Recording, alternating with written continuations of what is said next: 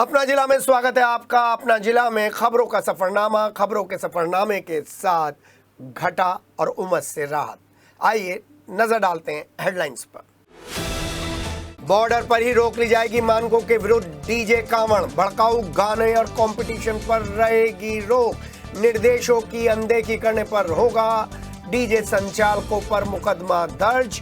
तो डीएम और एसएसपी ने स्थलीय कांवड़ मार्ग का किया निरीक्षण। वहीं महिला आयोग की सदस्य मीनाक्षी भराला ने कहा कि इस बार कांवड़ यात्रा में राज्य महिला आयोग लगाएगा कैंप। ईडब्ल्यूओ की डीजी नीरा रावत ने मेरठ सेक्टर कार्यालय का किया निरीक्षण। का आर्थिक अपराधियों की गिरफ्तारी नहीं होना गंभीर मामला। राज्यसभा सांसद डॉक्टर लक्ष्मीकांत वाजपेयी का ज्वेलर्स ने ज्वेलरी पार्क को लेकर दिया धन्यवाद। फ्लैटेड फैक्ट्री कॉम्प्लेक्स की जगह चिन्हित होने का काम जल्दी होगा शुरू। वहीं डॉक्टर लक्ष्मीकांत वाजपेयी बोले 26 अगस्त के बाद कभी भी मेरठ से सीधे अयोध्या और काशी जाएगी वंदे भारत ट्रेन। मेरठ की सड़कों पर बेलगाम दौड़ रहे वाहन ले रहे हैं मासूमों की जान। नौचंदी गेट के पास राघव कुंज में कार चालक ने 2 साल की मासूम को कुचला। खेत पर पानी देने गए किसान को 3 बाइक सवार बदमाशों ने मारी गोली। घायल अवस्था में भागकर पहुंचा किसान नेशनल हाईवे। खून ज्यादा बहने से हुई किसान की मौत। घटना के बाद पुलिस ने दर्ज किया केस। नौचंदी के कवि सम्मेलन में देश और समाज पर कवियों ने राष्ट्र प्रेम से ओतप्रोत सुनाई कविताएं। बलिदानियों के बलिदान को किया गया नमन। मेरठ के कई इलाकों में सुबह ही बारिश का माहौल। घटा और उमस से मिली राहत। 2 दिन बाद फुल फ्लैज मानसून आने की संभावना। काशी टोल प्लाजा में सही विवेचना और कार्रवाई न करने पर एसएसपी डॉक्टर विपिन ताड़ा ने परतापुर इंस्पेक्टर को किया लाइन हाजिर। और मोदी सरकार के 11 साल बेमिसाल में सिटी हलचल के विशेष कार्यक्रम में व्यापारियों ने कहा मोदी सरकार के 11 साल बेहतरीन, आगे और भी होगा काम। सिटी हलचल एक जिम्मेदार चैनल है और अपनी जिम्मेदारी का एहसास हमें है, इसलिए ही हम कांवड़ यात्रा को लेकर हर खबर, हर ब्रीफिंग आपको प्रमुखता के साथ दिखा रहे हैं। आज के बुलेटिन का आगाज भी हम कांवड़ यात्रा की तैयारियों को लेकर करने जा रहे हैं। सबसे पहले पुलिस लाइन लेकर चलेंगे, जहां डीजे को लेकर पुलिस और प्रशासन की जो विशेष तैयारियां हैं, उन्हीं तैयारियों के मद्देनजर मेरठ और आसपास के गांव के डीजे संचालकों को बुलाकर एक मीटिंग की गई। और पुलिस लाइन में हुई इस मीटिंग में ADM city Brajesh Kumar, SP city Ayush Vikram Singh ने कई महत्वपूर्ण बिंदुओं पर चर्चा करते हुए पुलिस की, प्रशासन की प्राथमिकताएं डीजे संचालकों को बताई। अमूमन ये पहली बार हुआ है जब कांवड़ डीजे के मानकों को कड़ाई से पालन करने के निर्देश जहां एक तरफ शासन की तरफ से आए, लखनऊ की तरफ से आए, वहीं मेरठ प्रभारी भी इस पर सख्ती के साथ अमल करने के निर्देश दे गए। इस मीटिंग का मुख्य बिंदु डीजे की चौड़ाई और ऊंचाई फिक्स करने को लेकर था। एडीएम सिटी ने बताया कि 12/14 के मानक पर खरी उतरने वाली डीजे को ही कांवड़ मार्ग पर प्रवेश करने की अनुमति दी जाएगी। बॉर्डर पर ही चेकिंग अभियान चलाया जाएगा, जिसमें सड़कों पर ट्रैफिक जाम ना लगे, कांवड़ का जल लेकर आने वाले वो लोगों को कोई परेशानी ना हो, इसके लिए इंतजामात किए गए। एडीएम सिटी ने बताया कांवड़ की ऊंचाई और चौड़ाई को लेकर ये आदेश इसलिए दिए गए जिससे कांवड़ियों की सुरक्षा सुनिश्चित हो जाए और कोई हादसा ना हो। कांवड़ बिजली के तारों से ना टच हो। साउंड कितने डेसिबल की बजेगी, इस बारे में भी दिशा निर्देश दे दिए गए। साथ ही साथ डीजे संचालकों को भी बता दिया गया है यदि निर्देशों का पालन नहीं किया गया तो डीजे संचालकों पर मुकदमा दर्ज होगा और म्यूजिक सिस्टम भी जब्त कर लिया जाएगा। एसपी सिटी ने भी बताया कि म्यूजिक सिस्टम संचालकों को नोटिस देने के लिए बुलाया गया था, जिसमें से 15 म्यूजिक सिस्टम और डीजे संचालक ऐसे हैं जो हर बार मानक तोड़ते हुए नजर आते हैं। कांवड़ यात्रा में जाने से पहले सभी डीजे वाले यानी कि डीजे संचालक सुनिश्चित कर लें कि उनकी कांवड़ और म्यूजिक सिस्टम मानकों के अनुसार है या नहीं। ADM city Brajesh Kumar Singh, SP city Ayush Vikram Singh ने कहा किसी भी दशा में कोई भी कांवड़ 12 फीट से ज़्यादा ऊंची नहीं होनी चाहिए और 14 फीट से ज़्यादा चौड़ी नहीं होनी चाहिए। गाड़ियों के लिए देखिए, जैसा मैंने बताया, हम लोगों ने इनसे डिटेल भी ली है कौन कौन से ऐसे गांव हैं और जो जगह है जहाँ पे ऐसे विशेष जाति विशेष के लिए फोर्स किया जाता है, या कौन ऐसे लोग हैं जो फोर्स करते हैं। कोई भी अगर जाति विशेष गाने बजाने के लिए लेके या फिर इनसे मारपीट करेगा तो उसके खिलाफ सक्सेसफुल कार्रवाई की जाएगी। हम लोगों ने अपने नंबर भी शेयर किए हुए हैं। हर जगह पुलिस बल मौजूद रहता है। इनसे बताया गया, अगर आपको लगता है कहीं भी ऐसा कोई करने की फिराक में है या आपको फोर्स कर रहा है तो हमारे अपने उसमें हमें नॉलेज में लेके आए। वहीं कांवड़ यात्रा की तैयारी के मद्देनजर जिला अधिकारी डॉक्टर वी के सिंह और एसएसपी डॉक्टर विपिन ताडा द्वारा कांवड़ मार्ग का संयुक्त रूप से स्थलीय निरीक्षण किया गया। उन्होंने नानू का पुल, सरदना पुल, राड़धना, पुरा महादेव मंदिर कांवड़ मार्ग का निरीक्षण किया। डीएम ने कांवड़ मार्ग की सुरक्षा व्यवस्था, साफ सफाई, रेलिंग, बैरिकेडिंग, विद्युत व्यवस्था, सड़क मरम्मत, शौचालय, खंभों को पॉलीथीन से कवर कराने, रूट डाइवर्जन प्लान लागू करने, संवेदनशील स्थानों का चिन्हांकन करने आदि व्यवस्थाओं के संबंध में स्थलीय जायजा लेते हुए मौके पर उपस्थित अधिकारियों को समय सीमा के अंतर्गत कार्यों को पूरा करने के निर्देश दिए। जिला अधिकारी डॉक्टर वी के सिंह ने कहा कि गंग नहर पटरी और पुरा महादेव के लिए जाने वाले कांवड़ मार्गों पर साफ सफाई, रोड मरम्मत, विद्युत व्यवस्था, सुरक्षा आदि कार्यों में समग्रता के साथ कार्रवाई करते हुए तेजी लाई जाए। इस अवसर पर सिंचाई विभाग, लोक निर्माण विभाग, वन विभाग, विद्युत विभाग सहित दूसरे संबंधित विभागों के अधिकारी गण उपस्थित थे।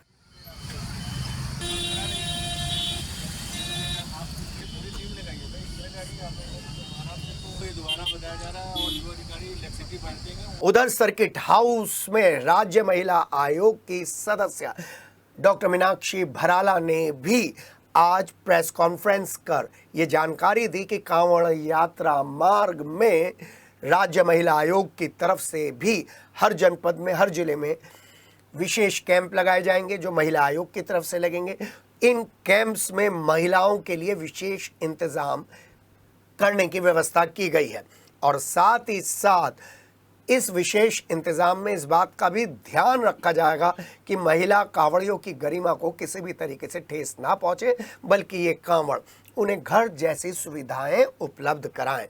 वो माताएं जो कांवड़ लेने जा रही हैं और जिनके साथ उनके दूध मुँहे बच्चे भी हैं, उनके लिए भी विशेष स्थान इन कांवड़ शिविरों में बनाया जाएगा।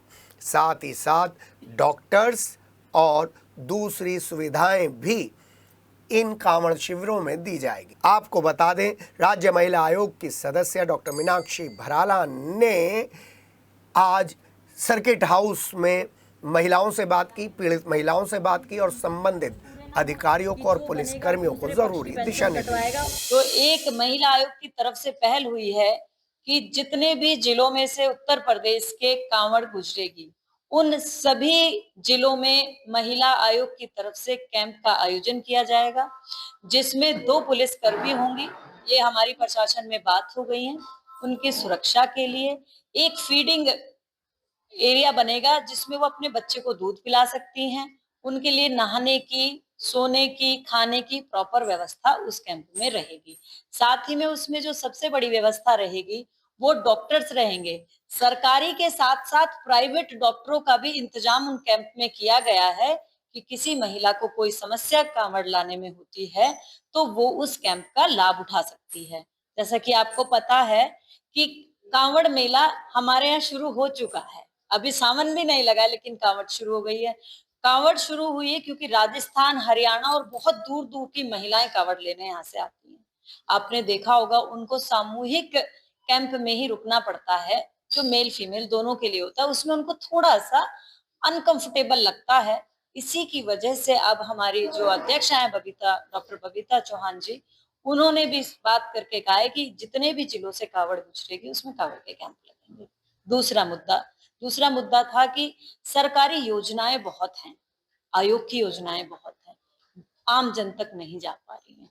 जैसे मैंने आपको बताया कि पेंशन है, लेकिन कहीं ना कहीं किसी एक छोटी सी गलती के कारण उनके फॉर्म कैंसिल हो जाते हैं और दोबारा पेंशन नहीं बनती है, जिसका उनको लगता है सरकार कुछ नहीं कर रही है हमारे लिए।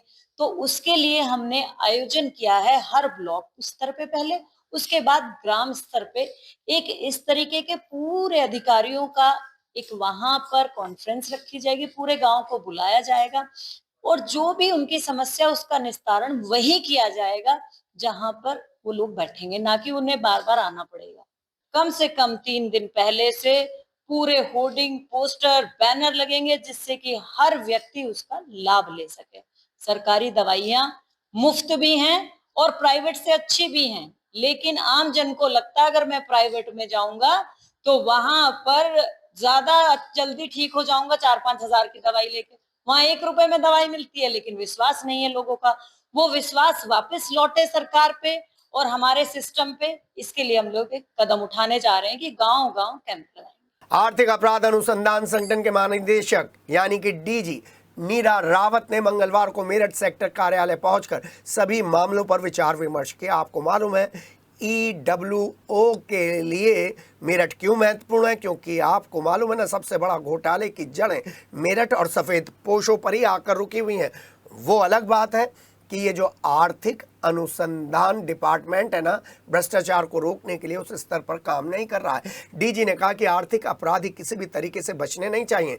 विवेचना में सभी प्रभावी और सुसंगत सबूत दर्ज होने चाहिए। साथ ही साथ उन्होंने केसेस की पेंडिंगनेस को लेकर दिशा निर्देश दिए।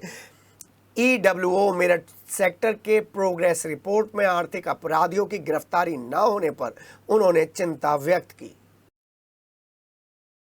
13 मई को राज्यसभा सांसद doctor Laxmikant Vajpayee Meerut bullion traders association और Meerut gems and jewellery federation के मेंबर्स के साथ मुख्यमंत्री योगी आदित्यनाथ से मुलाकात करने लखनऊ पहुंचे थे और मेरठ में ज्वेलरी पार्क की मांग उन्होंने रखी थी। डॉक्टर लक्ष्मीकांत वाजपेयी ने सिटी हलचल के साथ विशेष बातचीत में बताया कि प्रदेश शासन के संयुक्त सचिव ने मेरठ में ज्वेलरी व्यवसाय के लिए फैक्ट्री फ्लैटेड कॉम्प्लेक्स के निर्माण के संबंध में संयुक्त उद्योग एवं निदेशक उद्योग कानपुर को प्लान भेजने के लिए निर्देशित कर दिया, योजना बनाने के लिए निर्देशित कर दिया है। डॉक्टर लक्ष्मीकांत वाजपेयी ने बताया कि मुख्यमंत्री ने मेरठ के ज्वेलर्स की इस मांग पर बहुत ध्यान से कार्रवाई करने का मन बना लिया है। महामंत्री विजय आनंद अग्रवाल ने बताया कि डॉक्टर वाजपेयी के साथ उपायुक्त उद्योग दीपेंद्र कुमार मेरठ बुलियन ट्रेडर्स के साथ स्थल निरीक्षण करेंगे और तब सारे अवरोध दूर हो जाएंगे। ज्वेलरी पार्क के लिए राज्यसभा सांसद डॉक्टर लक्ष्मीकांत वाजपेयी पहले दिन से प्रयासरत हैं और इसमें लगातार नए नए कागज आ रहे हैं, नए नए आदेश पास हो रहे हैं और मेरठ में ज्वेलरी पार्क बनने का जो रास्ता है वो साफ हो रहा है। सर, क्या बड़ा अचीवमेंट कर लाए हैं आप दिल्ली से? अचीवमेंट नहीं है, यहाँ के स्वर्ण व्यवसायियों के सामने अपने व्यवसाय को बचाने की समस्या है। अपनी कारीगरी को अंतर्राष्ट्रीय और राष्ट्रीय स्तर पर प्रतिस्पर्धा में भी खड़ा करने की समस्या थी। इसलिए ये फ्लैटेड फैक्ट्री कॉम्प्लेक्स बनाने की मांग बराबर चल रही थी। ये मेरा सौभाग्य कि कार्यकर्ता के नाते इस काम में इन लोगों ने मेरे कंधे पर जुआ रखकर मुझसे काम चाहा। मैंने इस संबंध में एक पत्र इन व्यवसायियों के साथ ही लखनऊ गया था और माननीय मुख्यमंत्री जी को दिया था। माननीय मुख्यमंत्री जी के यहाँ से उद्योग विभाग के, लघु उद्यम विभाग के सचिव को ये गया और वहाँ से उनके संयुक्त सचिव ने 18 अप्रैल को एक पत्र लिखा, मुख्यमंत्री का संदर्भ का हवाला दिया जो 18 अप्रैल का था, और 3 जून को एक पत्र भेजा है आयुक्त और निदेशक उद्योग उत्तर प्रदेश को। और ये मेरे रेफरेंस को देते उन्होंने कहा है कि ये पत्र माननीय मुख्यमंत्री जी के आदेश से आच्छादित है। नंबर 1, ये अपने आप में बहुत महत्वपूर्ण वाक्य है। दूसरे, उन्होंने कहा कि इसमें संबंधित वांछित अद्यतन सूचना, संस्तुति सहित औचित्यपूर्ण प्रस्ताव शीघ्र उपलब्ध कराएं जिससे कि माननीय सांसद जी को भी अवगत कराया जा सके। कुल मिलाकर ये है कि मेरठ में वेदव्यासपुरी में 42,000 मीटर ज़मीन है जो प्राधिकरण इनको दे रहा था। प्राधिकरण जिस रेट पर दे रहा है, हमको MSME सेक्टर से में जहां हम गए हैं, हम बात कर रहे हैं, जहां से प्रयास शुरू हुआ है, उससे करने पे आधे रेट पर ये ज़मीन रह जाएगी। और जब ज़मीन आधे रेट पर रह जाएगी तो प्रोजेक्ट की कॉस्ट घटेगी। दूसरी बात ये और तय हुई है कि हम इसको 3 हिस्से में करेंगे, फेसेस में। एक फेज़ बना लेंगे उतने प्रस्ताव व्यवसायियों का उपयोग कर लेंगे, फिर दूसरे में, फिर तीसरे में, या 2 फेज में करेंगे। कुल मिलाकर व्यवसायियों पर आर्थिक बोझ कम पड़े और जो कुछ पैसा लगे वो पैसा इनका मूल व्यवसाय को, अपने प्रोडक्ट को परिष्कृत करने में लगे, ना कि एंड कंस्ट्रक्शन में लगे और एंड उसमें लगे। तो भूमि का पैसा भी आधा लगेगा और भवन में भी इनको होगा। और सबसे बड़ी खास बात यह है, एक फ्लैटेड फैक्ट्री कॉम्प्लेक्स को बनाने के लिए भारत सरकार 10 करोड़ रुपए अनुदान देती है। वो जब अनुदान आ जाएगा तो स्वाभाविक है इस पूरी प्रोजेक्ट की कॉस्ट में से 10 करोड़ रुपए की मदद हो जाएगी। इस दृष्टि से ये सभी व्यावसायिक प्रतिनिधिमंडल जो इनका है वो मेरे साथ गया था और माननीय मुख्यमंत्री जी ने पेशेंटली सुना था। सुनने के बाद जो कार्रवाई की है ये अभी मेरे पास 15 मिनट पहले व्हाट्सएप से आया है। तो इसलिए मेरा इतना ही खाली कहना है कि अगर सब कुछ ठीक ठाक रहा तो बहुत जल्दी मेरठ को फ्लैटेड फैक्ट्री कॉम्प्लेक्स, यानी हमारे मेरठ का स्वर्ण व्यवसाय जो एशिया में हाथ से बने हुए जेवरों का पहला स्थान रखता है, वो स्वर्ण व्यवसाय इस स्थिति में पहुंच जाएगा कि यहाँ हमारे बिक्री बढ़ेगी, सरकार को रेवेन्यू अच्छा जाएगा, जीएसटी जाएगा, और जब जीएसटी जाएगा तो उसका कुछ परसेंटेज मेरठ को वापस आएगा विकास के लिए। इसलिए कुल मिलाकर इस प्रस्ताव के से मैं तो कम से कम संतुष्ट भी हूँ और मुझे उम्मीद है कि ये स्वर्ण व्यवसायियों के हित में बहुत बड़ा कदम राज्य सरकार का होगा। जी हाँ, स्वर्ण व्यवसायी हमारे पास आए हुए हैं यहाँ पर। वो यहाँ पर डॉक्टर लक्ष्मीकांत वाजपेयी से मिलने आए हैं और उनको ये वो कागज़ सौंप रहे हैं जो कागज़ आपके पास आए हैं, और ये बताता है कि जवाबदेही इस सरकार की बहुत महत्वपूर्ण है और इस जवाबदेही में सबसे ज़्यादा वो वादे हैं जो वादे चुनाव के समय किए गए हैं, और यहाँ पर प्रत्यक्ष को प्रमाण की आवश्यकता नहीं है। व्यवसायी जगत से ज्वेलरी पार्क को लेकर लंबा आंदोलन करने वाले लोग यहाँ पर हैं। क्या कहेंगे डॉक्टर लक्ष्मीकांत वाजपेयी को इस अचीवमेंट पर? निश्चित तौर पर एक प्रयास जो हम लोग कार्यकर्ता के रूप में या अपने व्यवसाय से जुड़े रहने के रूप में कर रहे थे, उस प्रयास में हमने भाई साहब से, आदरणीय सांसद जी से निर्देश भी लिया, उनसे मदद भी ली, और अब हमें लग रहा है इस पत्र के माध्यम से कि हमारी मदद पर संज्ञान हुआ है और माननीय मुख्यमंत्री जी से जैसा भाई साहब ने हमें मिलवाया था वो चीज़ें अब आगे बढ़ रही हैं। और बहुत जल्दी हमें उम्मीद है कि मेरठ में जो स्वर्ण व्यवसाय है, जो आज 15,000 करोड़ रुपए का व्यवसाय है, 442 करोड़ रुपए की हम जीएसटी सालाना देते हैं, तो वो व्यवसाय निश्चित तौर पर उन्नत होगा। और जैसा भाई साहब ने अभी आपको बताया कि हम जीएसटी के रूप में भी बढ़ेंगे, लेकिन एक चीज़ और है, हमारे हाथ में रोज़गार भी बढ़ेगा। रोज़गार से मतलब जो हमारे साथ काम करने वाले लोग हैं उनके नंबर्स भी बढ़ेंगे।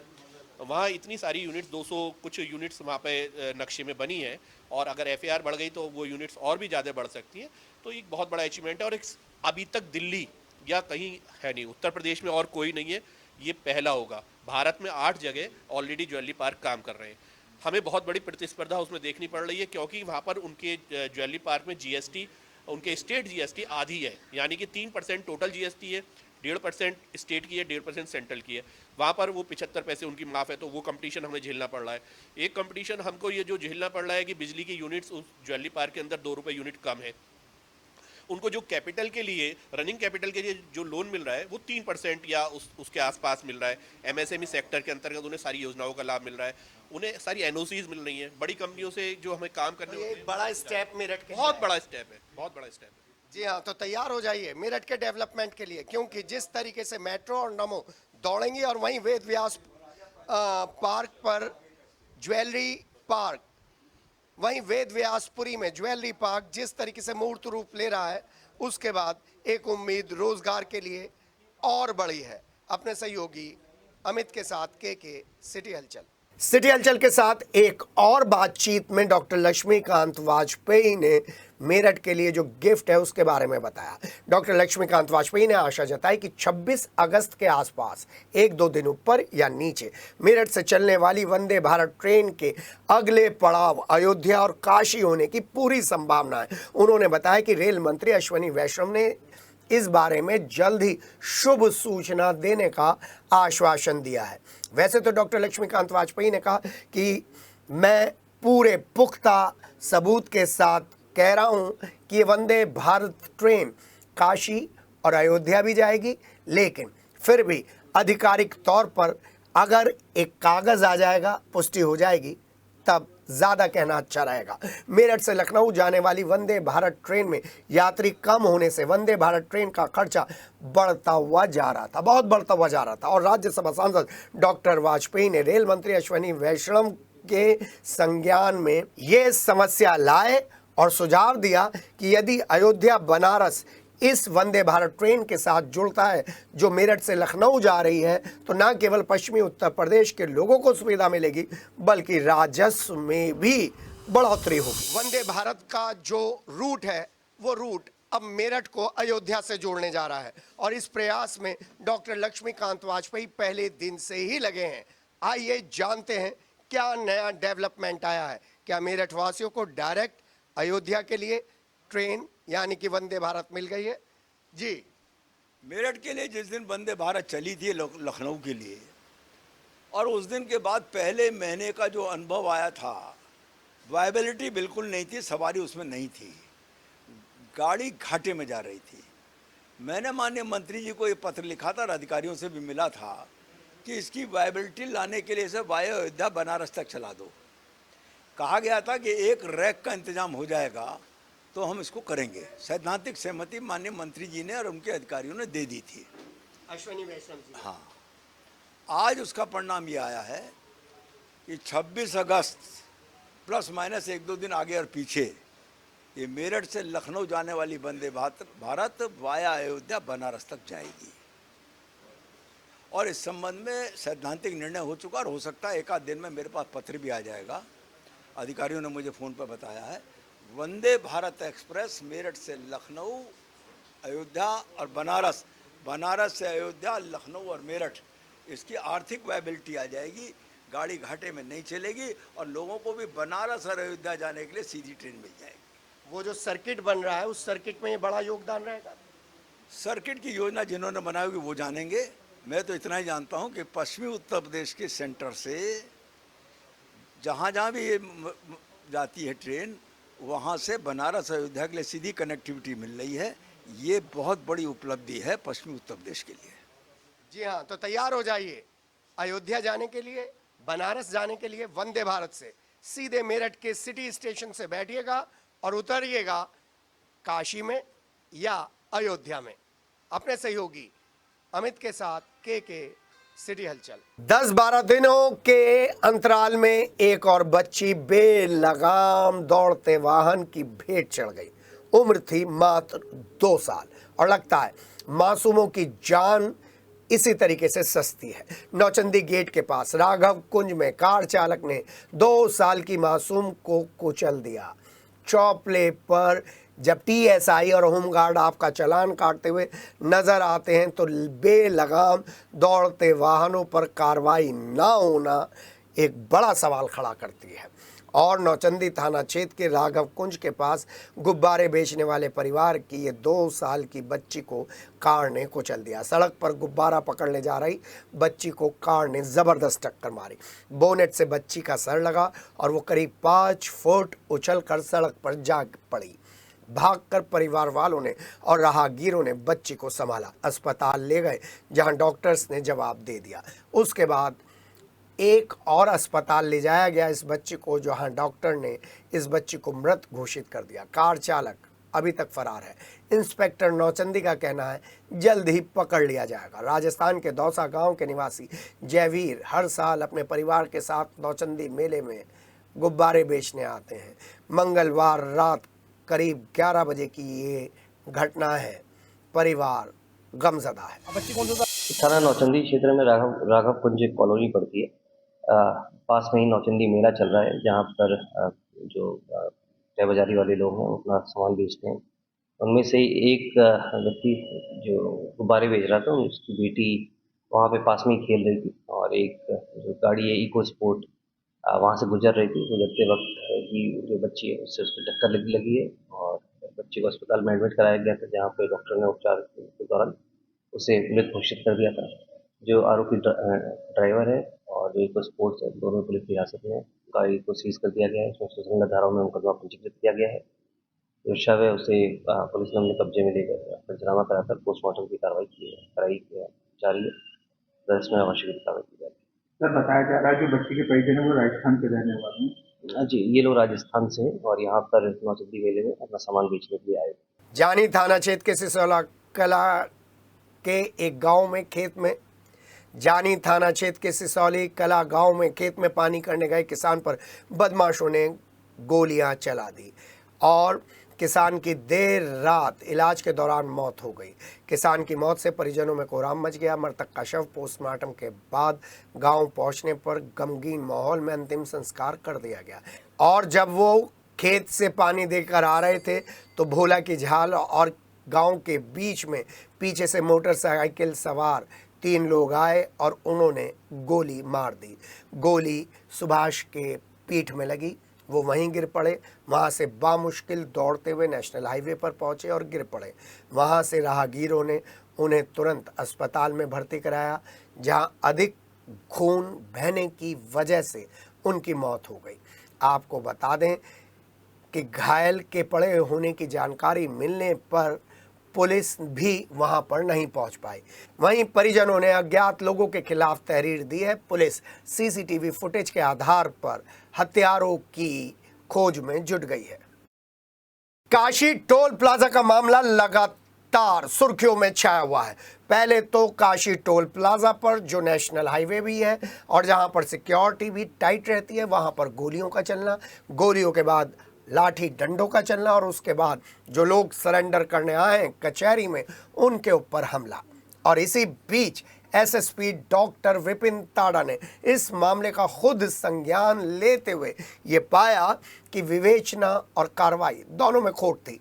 उन्होंने अंतरिक्ष जैन जो एएसपी थे उन्हें जांच भी सौंप दी है। लेकिन फिलहाल तो एक बड़ी कार्रवाई की है एसएसपी डॉक्टर विपिन ताड़ा ने। प्रतापपुर इंस्पेक्टर दिलीप बिस्ट को लाइन हाजिर भेज दिया है, थाने से मुक्त कर दिया है। लेकिन एक बात तय है कि काशी टोल प्लाजा पर लगने वाले फास्ट टैग स्टॉल्स किसके परमिशन से लग रहे हैं? क्या यहाँ पर थानों की कोई सेटिंग है या थानों की वजह से ही यहाँ पर घटनाएं हो रही हैं? ये बड़ा मामला है, क्योंकि आपको बता दें मेरठ में सिवाया टोल प्लाजा कितना पुराना है और वहाँ पर अभी तक कोई भी ऐसी घटना नहीं घटी है जिसमें वहां पर स्टॉल लगाने वाले खुलेआम गोली चलाएं। काशी टोल प्लाजा पर गोली चलने और मारपीट से क्या इमेज जाएगी, ये जरा सोचने की बात है। और बुधवार की सुबह से ही घटा टोप घटा थी, रात को भी घटा थी, लेकिन रात को बरखा नहीं बरसी तो सुबह इंतजार शुरू हुआ। मेरठ के कुछ इलाकों में मेघ बरसा, कुछ इलाकों में लोग तरसे, लेकिन मौसम वैज्ञानिकों ने अनाउंसमेंट कर दिया है कि आने वाले 2 दिनों में फुल फ्लैज मानसून पश्चिमी उत्तर प्रदेश से टकराएगा। यानी कि मेरठ में बारिश होने की, मानसून के बाद बारिश होने की पूरी संभावना है। फिलहाल तो घटा छाने से और ठंडी ठंडी हवाएं चलने से उमस और घमस से थोड़ी सी निजात मिली है। तापमान में गिरावट दर्ज की गई है। रात को भी हल्की हल्की ठंडी हवा चल रही थी, लेकिन जब तक फुल फ्लैज बारिश ना आ जाए तब तक मौसम में चेंज आने की संभावना कुछ कम है। और अब आपको चलते हैं सिटी हलचल के खास अभियान फिर दिल दो नौचंदी में सीधे पटेल मंडप में। पटेल मंडप में फिर एक बार कवि सम्मेलन, और इस कवि सम्मेलन में 1 दर्जन से ज्यादा कवि संचालक महोदया तुषार शर्मा के साथ उन कविताओं से आपको रूबरू कराएंगे जो कविता समाज पर है, देश पर है और उन अमर बलिदानियों की गाथा गा रही हैं जिन्होंने देश को आज़ाद कराने के लिए अपना सर्वस्व बलिदान कर दिया था। पटेल मंडप में जब यह कवि सम्मेलन चला तो काफ़ी देर तक चला और नौचंदी मेला आयोजकों ने इस कवि सम्मेलन में आए हुए सभी कवियों को गुलदस्ता देकर उनका सम्मान किया और सभी कवियों ने कहा कि फिर दिल दो नौचंदी का जो ये अभियान सिटी हलचल और नगर निगम प्रशासन चला रहा है वो काबिले तारीफ है। इसी अभियान के तहत सभी कवियों ने हस्ताक्षर भी किए और अपने अपने उद्गार भी प्रकट किए। कवि सम्मेलन के जरिए ये भी बता दिया गया कि समाज का चलन जो चल रहा है उस पर विचार विमर्श और मंथन की आवश्यकता है।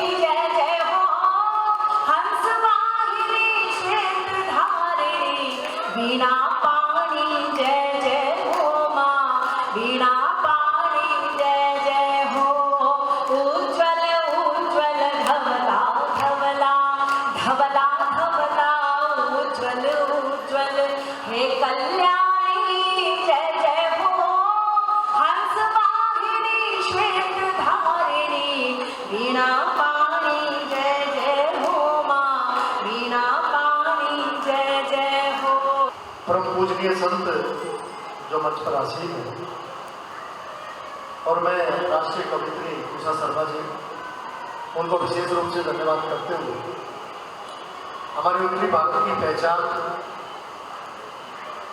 मां नवचंडी के आशीर्वाद से ये जो मेला पूरे उत्तरी भारत में अपनी पहचान रखता है। मेरठ की इस क्रांतिकारी भूमि पर अमर शहीदों की पुण्य स्मृति में जो ये कवि सम्मेलन आयोजित किया जाता है, क्योंकि मंच पर सभी क्षेत्रों से जुड़े हुए लोग हैं।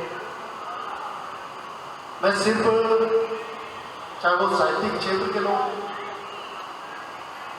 चाहे आध्यात्मिक क्षेत्र के, धार्मिक क्षेत्र के, राजनीतिक क्षेत्र के, सामाजिक क्षेत्र के काम करने वाले वो सभी महानुभावों का धन्यवाद करते हुए इस दुनिया में मंच का भी मन चाहूंगा, इस दुनिया में नजदीकी के जितने रिश्ते नाते हैं, कमल भाई, इस दुनिया में नजदीकी के जितने रिश्ते नाते हैं, खुशी बहुत कम देते हैं, वो दिल को अधिक दुखाते हैं। दिल की बीमारी से रखनी हमें हमेशा दूरी है, इसीलिए दुख दर्द भूलकर हंसना बहुत। प्रवीण जी देश के बड़े कवि हैं, श्रेष्ठ संचालक हैं। मैं हंसाने के लिए आपके बीच में हूँ, रुलाने के लिए आपके रिश्तेदारी बहुत है। तालियां वाली बजा दीजिए, थोड़ा सा मैं शुरू हो जाऊँ। बहुत अच्छे। मेरी पहली मुलाकात हुई, भाई साहब मजे लेना, प्रवीण जी से मेरी पहली मुलाकात हुई। मैं इनके घर गया, इनका एक छोटा सा बेटा बाहर खेल रहा था, गेंद बड़ी तेजी से फेंक रहा था। मैंने कहा भाई साहब आपका बेटा बहुत तेजी से गेंद फेंक रहा है, इसे रोकिए, पड़ोसी के मकान की खिड़की के शीशे टूट जाएंगे। ये बोले सिकरवार जी मेरा बेटा नहीं है, ये तो मेरा भतीजा है। अरे मैंने कहा भाई ये भतीजा तो बेटा कहाँ है? बोले बेटा तो वो है जो आपकी कार की हवा निकाल रहा है। बड़े कवि हैं, तालियां कमजोर है आपकी। ढूंढता हूं जीवन है सतत धारा, विश्राम ढूंढता हूं, पग पग यहाँ अहल्या निष्काम ढूंढता हूं, पग पग यहाँ अहल्या निष्काम ढूंढता हूं। संकल्पना हो पूरी यह राम राज वाली, संकल्पना हो पूरी यह राम राज वाली, अनगिनत शानों में एक राम ढूंढता हूं, अनगिनत शानों।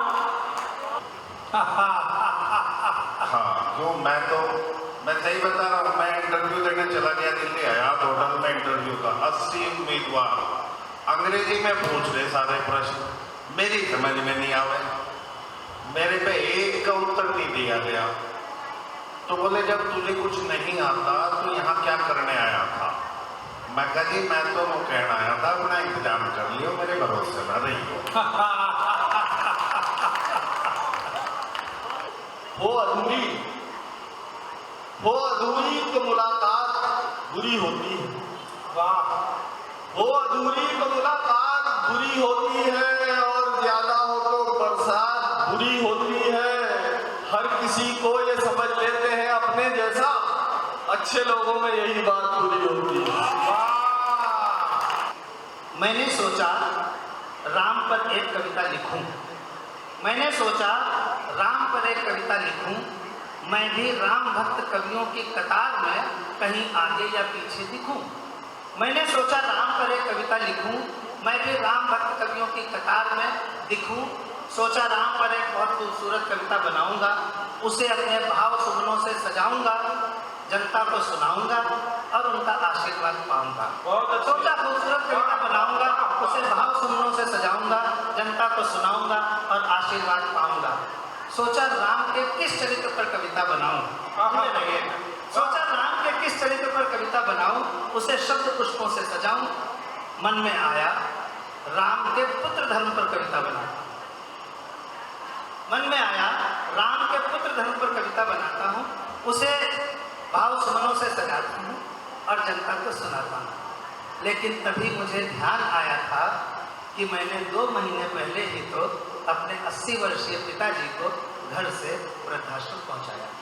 तभी मुझे ध्यान आया था कि मैंने 2 महीने पहले ही अपने 80 वर्षीय पिताजी को घर से वृद्धाश्रम पहुंचाया था। राम ने तो अपने पिता की आज्ञा का पालन करते हुए राजमहल ठुकराया था, लेकिन मैंने एक छोटे से मकान पर जल्दी कब्जा पाने के लिए अपने लाचार पिता को घर से भगाया। इसलिए राम, मैं तुम्हारे पुत्र धर्म पर कविता नहीं कह पाऊंगा, तुम्हारे पुत्र रूप का प्रताप नहीं सह पाऊंगा। राम, मैं तुम्हारा कोई दूसरा चरित्र उठाऊंगा। राम, मैं तुम्हारा कोई दूसरा चरित्र उठाऊंगा, उस पर कविता बनाऊंगा, जनता को सुनाऊंगा, अयोध्या जाऊंगा। मन में आया कौन सा चरित्र, कौन सा दूसरा चरित्र उठाऊं जिस पर कविता बनाऊं। मन बोला, सर्वेश, तू राम के पति धर्म पर कविता सुना। राम बहुत अच्छे पति थे, पत्नी के प्रति समर्पण की गति और यति थे, इसलिए तुम पति धर्म पर कविता बनाओ और जनता को सुनाओ। लेकिन मैं तो अपनी पत्नी को कर्मचारी समझता हूँ, अपने हर क्रोध का उसे अधिकारी समझता हूँ। मैं यहाँ तक क्रोधित हो जाता हूँ कि अपना पति धर्म भूल कर पत्नी पर हाथ तक उठाता हूँ। मैं इतना नीचे गिर जाता हूँ कि उसका रुचिपूर्वक बनाया हुआ भोजन का थाल भी बाहर फेंक आता हूँ। राम, माफ करना, मैं तुम्हारी तरह पति नहीं बन सकता, मैं पति धर्म पर कविता नहीं कह सकता। राम, मैं तुम्हारे पति धर्म के सम्मुख शर्मिंदा हूँ, अपनी पत्नी को देखते हुए आज भी शर्म से ही सही लेकिन जिंदा हूँ। मंगलवार को जिला न्यायाधीश संजीव पांडे, जिलाधिकारी डॉक्टर वी के सिंह और एसएसपी डॉक्टर विपिन ताडा द्वारा जिला कारागार एवं राजकीय संप्रेक्षण गृह किशोर का संयुक्त रूप से निरीक्षण किया गया। जिला कारागार में जिला न्यायाधीश एवं जिला अधिकारी द्वारा महिला बैरक, चिकित्सा कक्ष, पाकशाला, पुरुष बैरक आदि का निरीक्षण किया गया और जेल अधीक्षक को आवश्यक दिशा निर्देश दिए गए। बैरक में उन्होंने कैदियों से बातचीत कर उनसे खान पान, स्वास्थ्य संबंधी व्यवस्थाओं और पैरवी के लिए वकील आदि की व्यवस्था के बारे में जानकारी प्राप्त की। जिला न्यायाधीश एवं जिलाधिकारी ने राजकीय संप्रेक्षण गृह में किशोरों से बातचीत कर उनसे उनकी ज़रूरत के सामान के बारे में, पुलिस का व्यवहार और प्रबंधन का व्यवहार कैसा है, इस बारे में जानकारी प्राप्त करते हुए आवश्यक दिशा निर्देश दिए। इस अवसर पर जेल अधीक्षक जिला कारागार वीरेश राज शर्मा, राजकीय संप्रेक्षण गृह किशोर का स्टाफ और संबंधित अधिकारी और कर्मचारी उपस्थित थे। ब्रह्मपुरी स्थित सरस्वती लोक में सर्व समाज का एक भवन बना है। आप कहेंगे सर्व समाज का भवन? जी हाँ, ये वही भवन है जो पहले जैन समाज का भवन था। अब उसका नामकरण सर्व समाज का भवन कर दिया है और उसके ध्वस्तीकरण के विरोध में सर्व समाज के लोग उतर आए। उसमें बनिए भी हैं, ब्राह्मण भी हैं, जैनी भी है और सभी लोग इस ध्वस्तीकरण की कार्रवाई का विरोध करने के लिए सुबह ही सुबह प्रभात फेरी निकालते हुए नजर आए। और हमको कल डॉक्टर लक्ष्मीकांत वाजपेयी के यहाँ सुरेश जैन ऋतुराज भी मिले थे, जो इसी मुद्दे पर डॉक्टर लक्ष्मीकांत वाजपेयी से बात करने के लिए आए थे। सर्व समाज के इन सभी लोगों ने मेडा से रिक्वेस्ट की है कि किसी भी व्यक्ति के दबाव में आकर ध्वस्तीकरण की कार्रवाई को अंजाम ना दें, क्योंकि ये धार्मिक भावनाओं से जुड़ा हुआ मामला है और इसमें कोई भी गैर कानूनी असंवैधानिक काम नहीं किया गया है। वहीं हम आपको बता दें कि मेडा ने सबूतों के आधार पर एक वकील की पिटीशन पर इस समाज के इस भवन के ध्वस्तीकरण के आदेश दे दिए थे। उसके बाद से ही जैन समाज के लोग सड़कों पर आंदोलन रखे। आज हम यहाँ पर सभी जैन समाज के लोग और हिंदू समाज के लोग एकत्रित हुए हैं, इसीलिए कि एक असामाजिक तत्व ने हमारे संत भवन, जहाँ पर जैन समाज के सभी साधु साध्वी आकर विश्राम करते हैं, अपने 1-2 दिन का भ्रमण करते हैं और ऊपर हमारे यहाँ पर एक छोटा सा चैतालिया बनाया गया है, जिसमें हम अपनी आस्था को लेकर आते हैं और अपनी भगवान से आशीर्वाद लेते हैं। यहाँ पर सभी धर्मों के लोग आते हैं और पूरी तरह से यहाँ पे पूजा सेवा करते हैं, लेकिन एक असामाजिक तत्व इस मंदिर को यहाँ से हटाना चाहते हैं।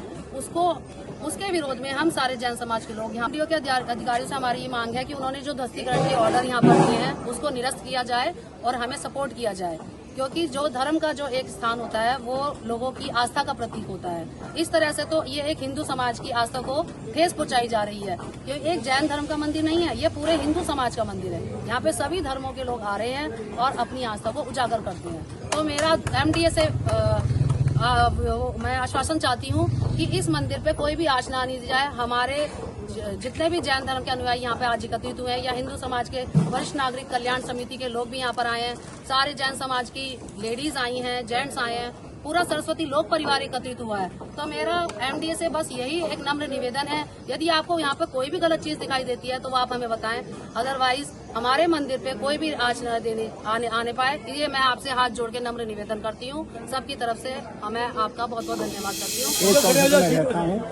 ये मंदिर के ध्वस्तीकरण के विरोध में जो रैली निकाली जा रही है, ये बहुत ही सुंदर कार्यक्रम है और इसके पीछे कोई रंजिश नहीं है, खाली इसको मंदिर तोड़ने का जो यहाँ किया जा रहा है उसका विरोध। और इसमें जो ये जैनियों का मंदिर है इसको ध्वस्त करने के लिए जो साजिशें रची जा रही हैं उसके लिए हमने शांति का प्रदर्शन किया है प्रभात फेरी का, और ये हमारा बहुत अच्छी तरह सफल हुआ है। सब हमारी बहनों ने और माताओं ने भी साथ दिया है, बेटियों ने भी साथ दिया है, और ऐसे ही हमें एकता बनाए रखनी है। जो हमारे सनातन धर्म पे, जैन धर्म पे या हमारे किसी हिंदू धर्म पे कोई आँच ना आए। हम सब एक हैं और एकता हम हमेशा बनाए रखेंगे। नौचंदी मेले में खरीदारी के लिए एक अलग ही बाजार अलग तरीके से सजा हुआ है। महिलाओं की पसंद है खरीदारी, और खरीदारी नौचंदी में बेहतर तरीके से आपको मौके उपलब्ध कराती है, क्योंकि नौचंदी में आपको सभी चीज़ों का सामान उपलब्ध हो जाएगा। हम मेकअप की बात कर रहे हैं, मेकअप का सारा सामान काफ़ी किफ़ायती दामों पर आपको नौचंदी मेले के कई स्टॉल्स पर देखने को मिल जाएगा। आपको लेकर चलते हैं मेला नौचंदी में, जानते हैं क्या है ख़ास हमारी संवाददाता लविशा सिंह के साथ। मैं बहुत छोटी थी, अप्रॉक्स 6-7 इयर्स की, तब से मैं अपने पेरेंट्स के साथ, पापा के साथ, मम्मी के साथ, पूरी फैमिली हम सब लोग आ रहे हैं और हम लोगों को बहुत अच्छा लगता है। झूले वगैरह झूलते हैं, यहाँ पर मंदिर है वहाँ पर भी घूमते हैं और सब जगह जाते हैं, मतलब सामान भी खरीदते हैं। तो सामान खरीदा हुआ भी काफ़ी बेनिफिशियल निकलता है और बहुत अच्छा रहता है, मतलब अच्छा एंजॉय करके जाते हैं घर। जी, हमने खरीदा है, मतलब एक तो फेस पैक वगैरह का सामान खरीदा है, क्लचर वगैरह, वही एज ए गर्ल हूँ तो गर्ल्स वाली थिंग्स ही खरीदती हूँ। मम्मी के लिए भी खरीदा है, दोनों के लिए। अब जो मैं खरीदूंगी वो मम्मी भी यूज़ कर लेती है, मैं भी यूज़ कर लेती हूँ, दोनों यूज़ कर लेते हैं एक साथ। मैंने यहाँ से मतलब कॉस्मेटिक का सामान है छोटा सा, बस यही खरीदा है और बाकी का मतलब अभी देख रहे हैं। काफ़ी अच्छी है नौचंदी, दिल दीजिए आप नौचंदी को एंड एंजॉय कीजिए। बहुत अच्छी है नौचंदी, देखिए एंजॉय कीजिए। तो देखा आपने कि लोग किस तरह से खरीदारी भी पसंद कर रहे हैं। लोग यहाँ मिठाइयों के साथ साथ, झूलों के साथ साथ खरीदारी करना भी बहुत पसंद कर रहे हैं। तो आप किसका इंतजार कर रहे हैं? आप भी आइए, आप भी खरीदारी कीजिए, फिर दिल दीजिए नौचंदी को। मैं लविशा सिंह, कैमरा पर्सन राजेश शर्मा के साथ, सिटी हलचल। नाबालिग बहन की बरामदगी को लेकर सरूरपुर के नारंगपुर का रहने वाला उसका भाई अजय मंगलवार को पुलिस ऑफिस पहुंचा। इस दौरान उसने बताया कि सरूरपुर के नारंगपुर में वो रहता है। वर्तमान में चंद्रा ब्रिक्स फील्ड चिंदौड़ी थाना रोहटा पर परिवार के साथ मजदूरी करता है और वहीं रह रहा था। जिन्हें बताया कि 16 जून की रात नाबालिग बहन पानी पीने की बात कहकर गई थी और वापस नहीं आई। उसकी बहन को नारंगपुर का ही रहने वाला अजय अपने साथ बहला फुसला कर ले गया है। पीड़ित का आरोप है कि इस मामले में थाना रोहटा पुलिस से शिकायत दर्ज की गई थी, लेकिन अभी तक कोई सुनवाई नहीं हुई है। कर्मचारी शिक्षक संयुक्त मोर्चा के पदाधिकारी और सदस्यों ने कई मांगों को लेकर मुख्यमंत्री के नाम एक ज्ञापन जिलाधिकारी कार्यालय में सौंपा है। मोर्चे के पदाधिकारियों ने बताया कि पुरानी पेंशन बहाली, 8वां वेतन आयोग और स्थायी राष्ट्रीय वेतन आयोग का गठन इन लोगों ने मांग में रखा है। दैनिक वेतन संविदा, आउटसोर्सिंग आदि पर कार्यरत कर्मचारियों का नियमितीकरण भी करने की मांग इन लोगों ने रखी है और ठेकेदारी प्रथा को समाप्त करने की बात पुरजोर तरीके से उठाई है। 22 मई को प्रांतीय नेतृत्व की बैठक हुई थी नगर निगम लखनऊ में और जिसमें सभी विभाग के कर्मचारी आए थे। हम सभी ने सहमति से ये करा कि कर्मचारियों की समस्याएं जो शासन स्तर पर लंबित पड़ी हैं, जिसमें माननीय मुख्य सचिव से भी वार्ता हुई थी, उसके बाद भी कार्यभार जारी नहीं किया गया, ना ही विभाग के विभागाध्यक्षों ने मीटिंग की है। तो आज ये पूरे प्रदेश के जनपद मुख्यालयों पर धरना दिया जा रहा है। एक मांग पत्र श्रीमान जिलाधिकारी जी के माध्यम से माननीय मुख्यमंत्री को प्रेषित किया जा रहा है, जिसमें प्रदेश के सभी वर्ग के कर्मचारी की समस्याएं हैं और जो हमारा प्रांतीय नेतृत्व अगला कदम तय करेगा, जनपद मेरठ उसमें अग्रणी भूमिका निभाएगा। अवैध अतिक्रमण के खिलाफ मंगलवार को भी नगर निगम की टीम ने अतिक्रमण हटाओ अभियान चलाया और इस दौरान सड़कों पर अवैध रूप से किए गए अतिक्रमण को JCB की मदद से तोड़ डाला। अतिक्रमण हटाओ अभियान के दौरान नगर निगम की टीम का स्थानीय दुकानदारों ने विरोध किया। पुलिस की सख्ती के आगे अवैध अतिक्रमण करने वालों को पीछे हटना पड़ा। मंगलवार को मेरठ नगर निगम की टीम ने कचहरी क्षेत्र में मेघदूत के पास अतिक्रमण हटाओ अभियान चलाया था और गढ़ रोड पर भी अतिक्रमण हटाओ अभियान चलाया गया था और अवैध कब्जों को हटाया गया। मेघदूत के पास चले इस अभियान में सभी दुकानदारों को चेतावनी दी गई कि अगर वो दोबारा से अतिक्रमण करते हैं तो उनके खिलाफ कार्रवाई की जाएगी, कानूनी कार्रवाई की जाएगी और नाले नालियों पर बने स्लैब या तो वो खुद ही हटा दें, नहीं तो फिर नगर निगम की टीम उसे हटाएगी और आपसे पैसा भी वसूल करेगी। अपना जिला में खबरों के सफरनामे में बस इतना ही।